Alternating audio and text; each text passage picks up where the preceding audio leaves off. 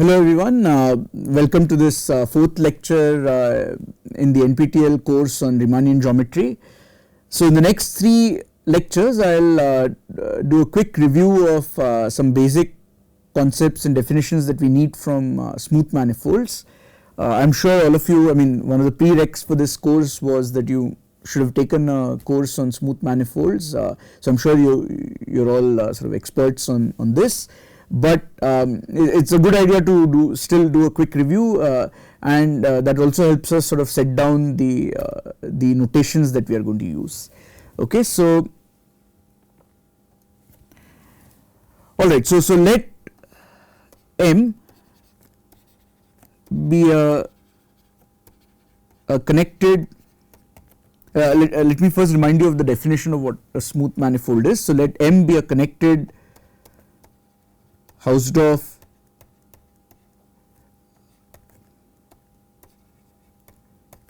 second countable topological space.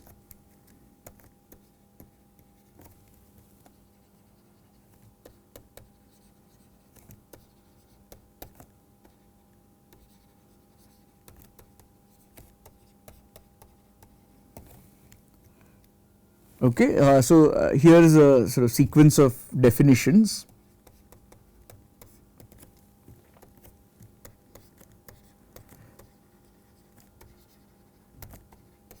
So a coordinate chart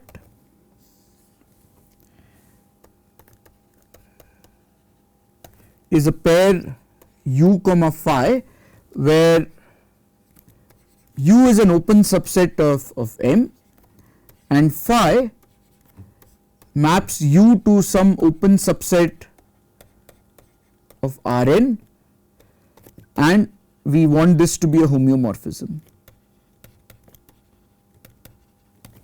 Okay. So suppose now I am given two coordinate charts. So let us draw a picture.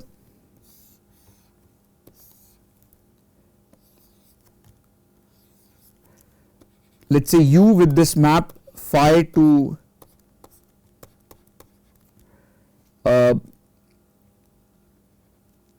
Rn, and v with this map, let us say C from V to Rn,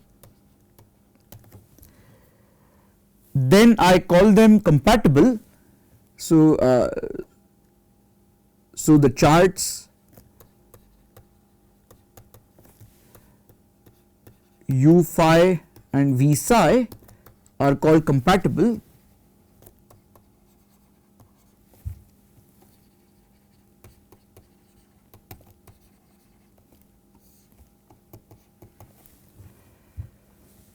If you look at this map that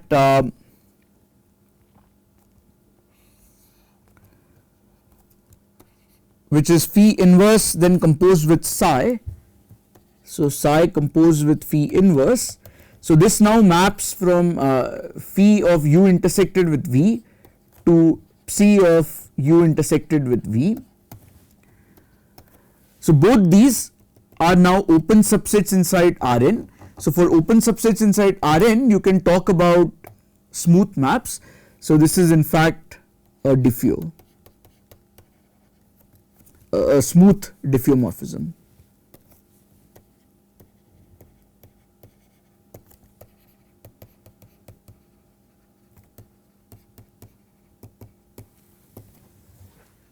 Okay.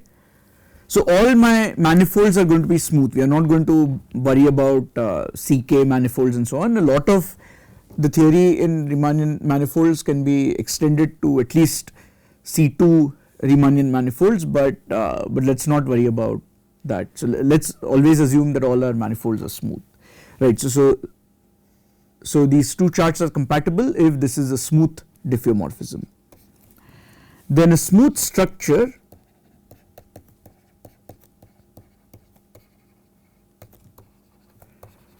on M is basically a maximal collection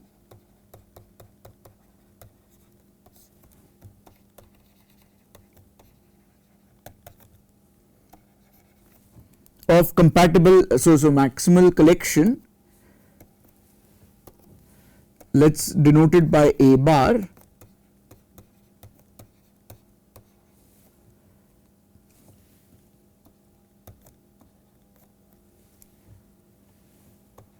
of compatible coordinate charts.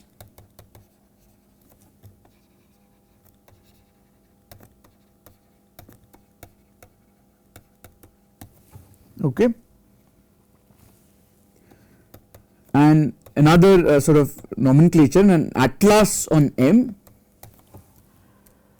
is a countable subset.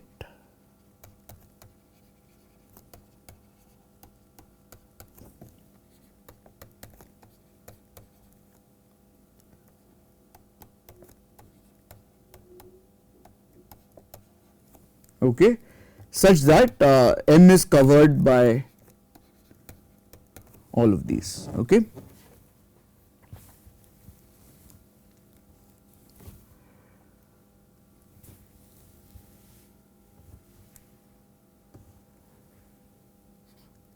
So then the fourth definition is finally what so a smooth, so M is a smooth manifold. So a smooth manifold is a pair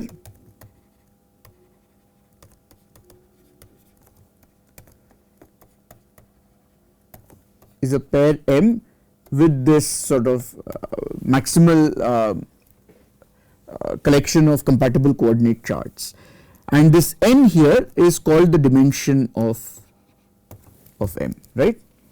So because this ought to be a diffeomorphism, clearly you can't have, if you have two compatible charts, you can't have one chart mapping that open set into Rn and one chart mapping some open set V into some Rm where n is not equal to M, right. So this common dimension that you map into, dimension of the Euclidean space that you map into is defined to be the dimension of your smooth manifold. Okay.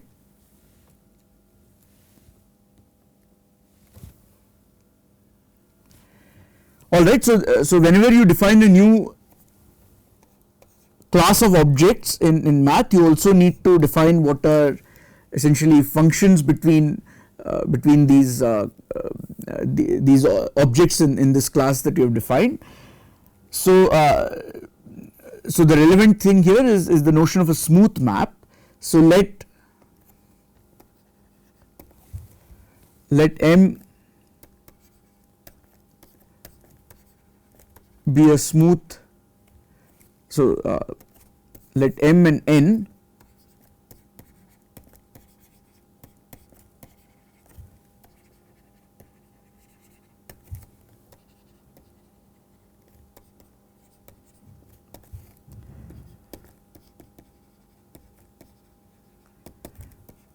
a function f from M to N is called smooth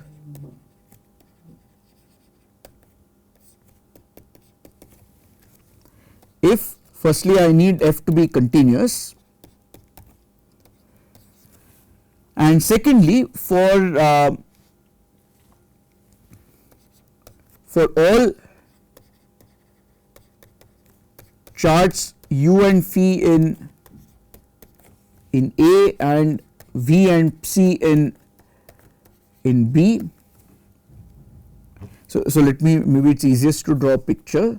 So let us say this is your M, this is your chart U going to some Rn, this is your function f mapping into N,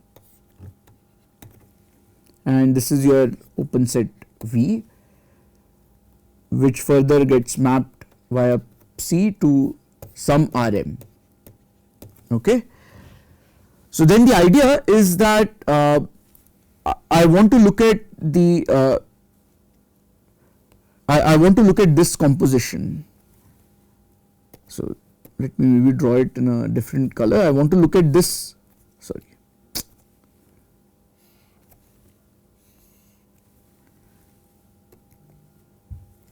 I want to look at this composition, right. So basically f psi composed with f composed with phi inverse, and I want this to be a smooth map, and this should hold for all possible charts. But I need to be careful about what the domains of definitions of various things are. So if one writes this out precisely, you basically want psi composed with f composed with phi inverse defined on phi of u intersected with f inverse of v. So here this set is open since f is continuous.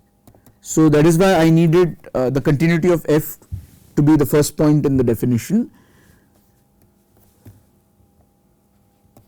So if you look at this map, this is smooth. Okay. And an elementary remark is that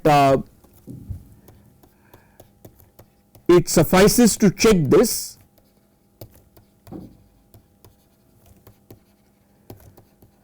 for given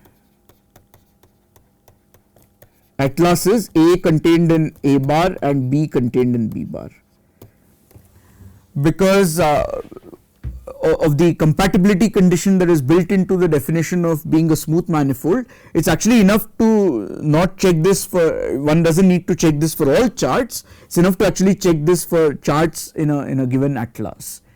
Okay. Right, so the next thing I want to do is talk about coordinates, because a lot of the time the calculations we will be doing will all be local calculations where we will make a good choice of coordinates. Okay, so one needs to have this straight. What do I really mean when I say I am working with some coordinates? So here let us denote the usual Cartesian coordinates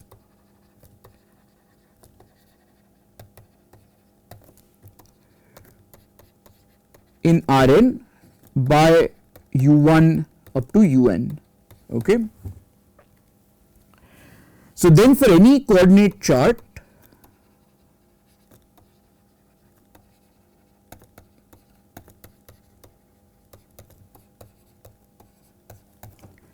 I can define xj to be the function that is obtained by passing, so given any point here, I map it to a point in Rn by phi and look at its jth coordinate. Okay.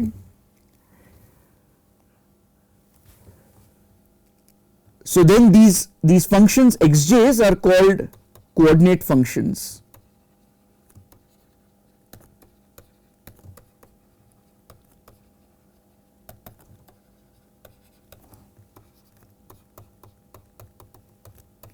And the whole collection x1 to xn are called coordinates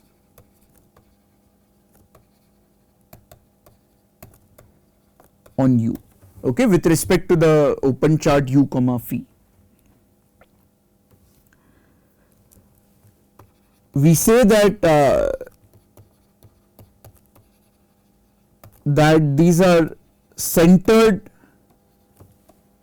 at some point p in u if xj of p is 0 for all j. Okay. So you should think of coordinates as sort of an address of a point, right. So if you are looking at an abstract manifold, if you look at a point p, then if you take a coordinate neighborhood of that, these coordinates basically give you the address of that point p, right. Now of course if you choose a different coordinate chart containing that point p, you will get a different set of coordinates.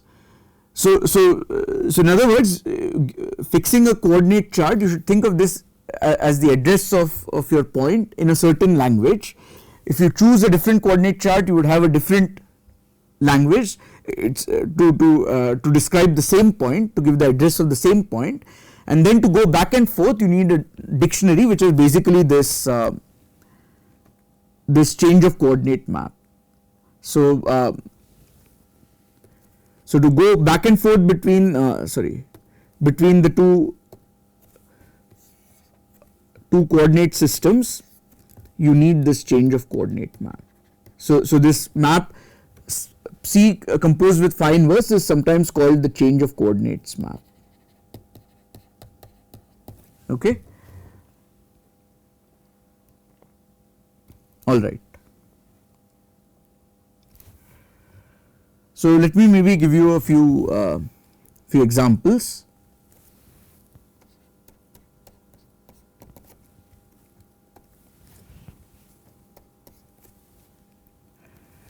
So firstly, we have graphs.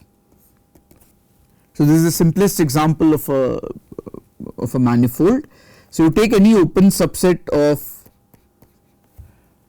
Rn and you take a smooth real valued function,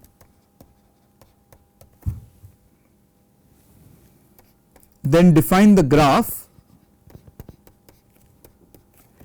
to simply be the set of points whose coordinates are x1 to xn and f of the last coordinate is f applied to x1 to xn. So this is now a point in Rn plus 1 as x1 up to xn vary over your set omega. So the graph is actually contained inside Rn plus 1, right. So just to sort of draw a quick example, so you can take the unit disk in the xy plane and take the function f of xy to be simply x squared plus y squared, right.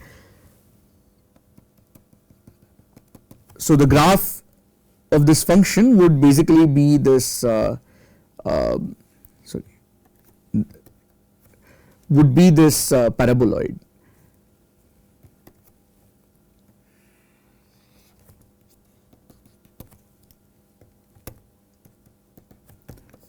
So this is basically the z coordinate is given by x squared plus y squared, or basically the function f of xy, right. So one can easily check that that graphs are manifolds. In fact, a single coordinate chart suffices. So one can construct an atlas for a graph using a single coordinate chart. So namely, you just take u to be all of g of f, and you take phi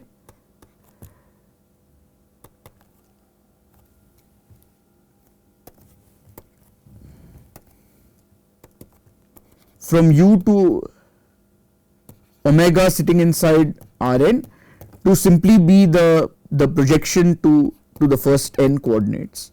So every point in the graph is of this form, you just send it to the first n components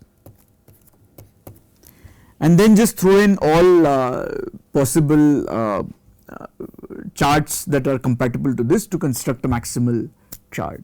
We know that such maximal charts can be constructed from any given, maximal atlases can be constructed from a given atlas by an application of Zorn's lemma, right. So this is something that you prove essentially in the first couple of lectures on smooth manifolds, right. So graphs give you good examples of smooth manifolds. A slightly more general example is that of a level set. So here you take some open subset of Rn plus k and you take a function from omega to r to the k, right. So suppose a point C in r to the k is regular.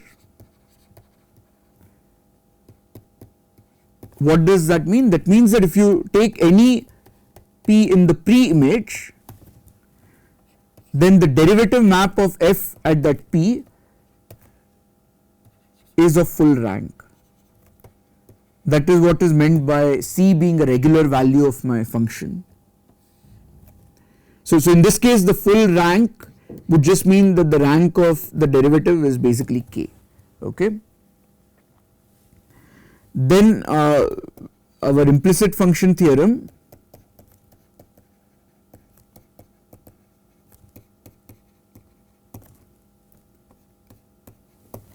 tells us that that if you take the inverse image of C, this is a smooth submanifold of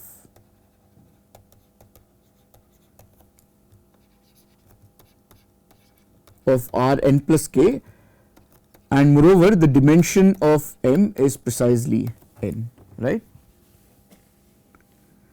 So this gives you plenty of examples of smooth manifolds.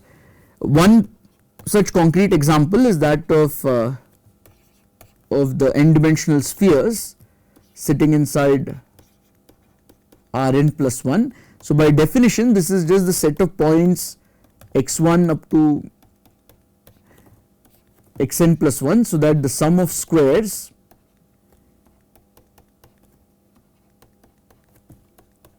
is R squared, right.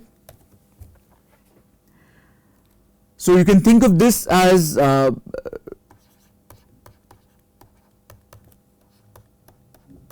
level set of 0, where the function f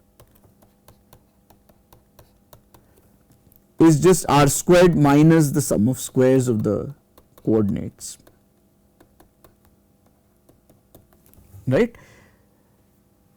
And then one can check that that in fact 0 is a regular value by computing the derivative of this map and showing that it's of rank 1, and hence the inverse image is now a smooth n dimensional submanifold of Rn plus 1, right.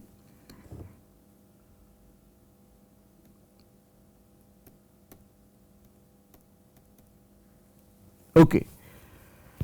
So the final thing I want to do in this review, in this first lecture on the review of smooth manifolds, is to discuss an important construction that will sort of keep that we'll keep coming back to again and again. Actually, not the construction itself, but but what we get out of that construction, namely partitions of unity. So here's a definition.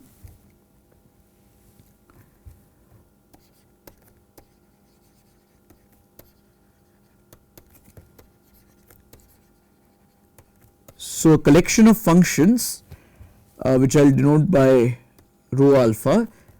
So of course again, whenever I talk about functions, I always mean smooth functions. So a collection of smooth functions rho alpha on M,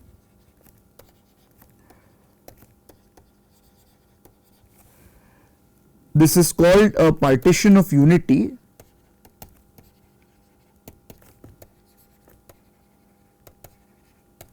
and I will abbreviate that as POU, if the following conditions hold. So firstly, I want the functions to always take, so here alpha is in some indexing set. I do not care whether it is sort of countable, uncountable, etc., or finite or whatever. So I always want my functions in my partition of unity to be between 0 and 1. Next, the support of rho alpha. So by definition, the support is the set of all x in M, such that rho alpha of x is not equal to 0, and the convention is always to take the closure, so that the support is a closed subset. I want my supports to be locally finite.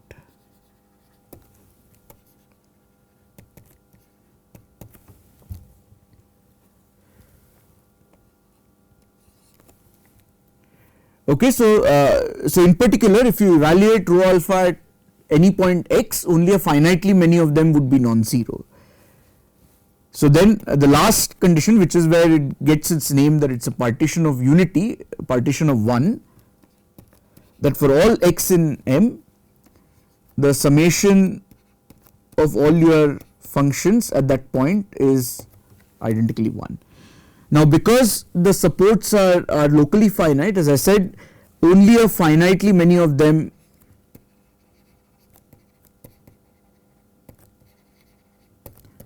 are non-zero. Okay. So, so that means there are no convergence issues, etc. So, this is a genuinely finite sum. Okay. So, any such collection of functions is called partition of unity. The main reason why one usually assumes that all smooth manifolds are second countable is because of sort of what is going to come next, is that let M be a smooth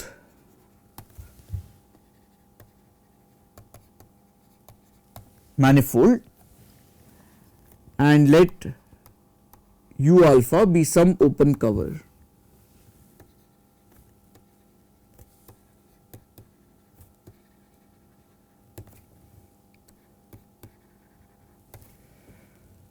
So, then there exists a partition of unity rho alpha subordinate to this cover.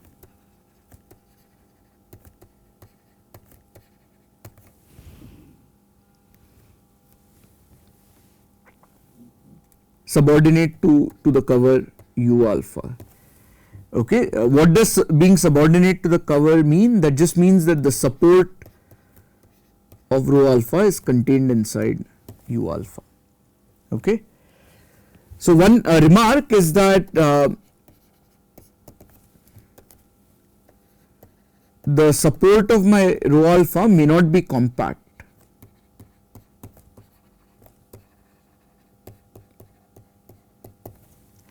Right, because for instance, if you started with a really coarse cover, which means maybe just even for instance, x and phi, where x is with M and the empty set, then of course if M is non-compact, then you are not going to be able to construct a partition of unity with compact support and which is contained inside M, obviously, right. So, in general the support may not be compact. If you want compact support, there is another version of this theorem on existence of partitions of unity, where you have a set of you have a partition of unity, but that's now indexed by a set that's not necessarily the same as your original open cover. Okay, so so one has to be a bit careful there, and I don't think we'll need that version in this course at all. But in case at some point I do need that version, then I'll remember to state it precisely. Okay, but I think for the most part in this course we'll just need this version of the theorem. There's a nice corollary of this which is actually quite very useful, namely the existence of bump functions.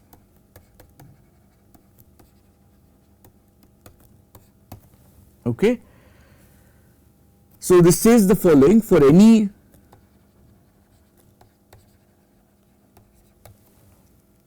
closed set E in M,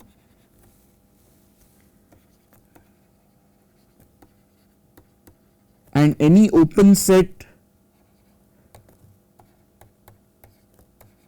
containing E, there exists a smooth function.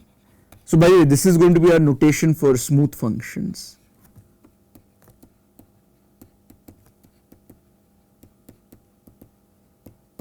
So, there exists a smooth function such that one chi is between 0 and 1. Second, the support of chi is going to be contained inside U, and chi is identically 1 on E. Okay.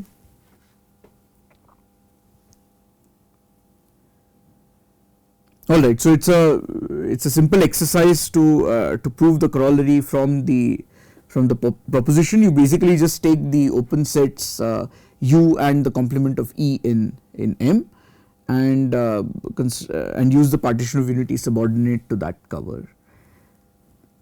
Alright, so maybe I'll stop here for today. So in the next lecture we'll talk about the tangent space and the cotangent space. So that will be our second lecture on the review of smooth manifolds, and then finally in the third lecture we'll talk about tensors and differential forms, right. So that will complete a very quick rapid review of smooth manifolds, after which we'll move on to the main content of the course. Alright, so that's it for today. I'll see you guys next time, and thanks a lot for your attention.